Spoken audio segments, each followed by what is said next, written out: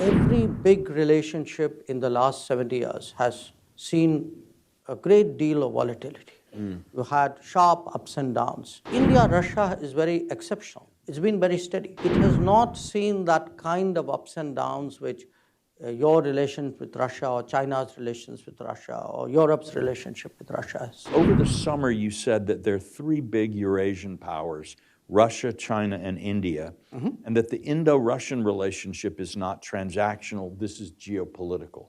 How do you see India-Russia relations, especially at a time where Russia and China appear to be working much more closely together than before? You know, this approach is not something new. In fact, since independence in India, this has been the basic thinking about our geopolitical predicament, which is if there are three major polities occupying the landmass, the central landmass of the world, then how do you ensure that there is a balance, and how do you ensure you are not facing an adverse balance? Now, we had a phase, I would say, late 40s, which were particularly testing for us. You know, it was when this is still Stalin's Soviet Union at that time, and I think the Indian diplomacy very sensibly set to work on the basic international relations principle of your neighbor's neighbor. So your neighbor's neighbor is intrinsically well disposed towards you.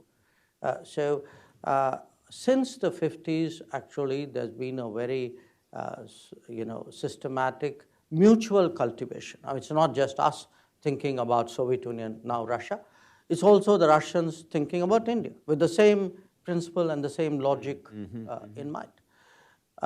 Now, that actually is such a powerful logic, at least in our part of the world, that if you consider international relations over the last 70 years, you know, the US-Russian relations, the China-Russia relations, the US-China relations, Europe, pretty much every big relationship in the last 70 years has seen a great deal of volatility.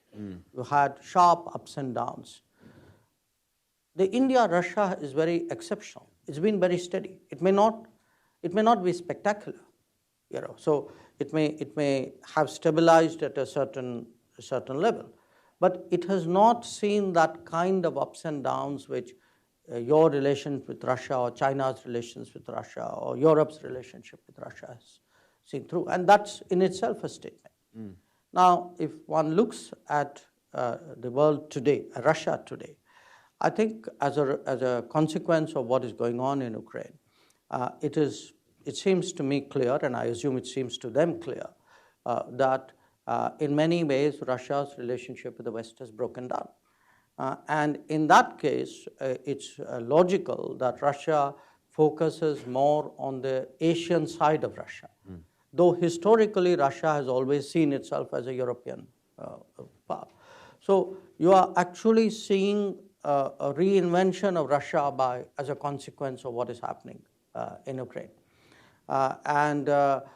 You can see much of that will naturally focus on China, because that's the first and the largest country and economy that Russia encounters when it wheels around and looks at Asia.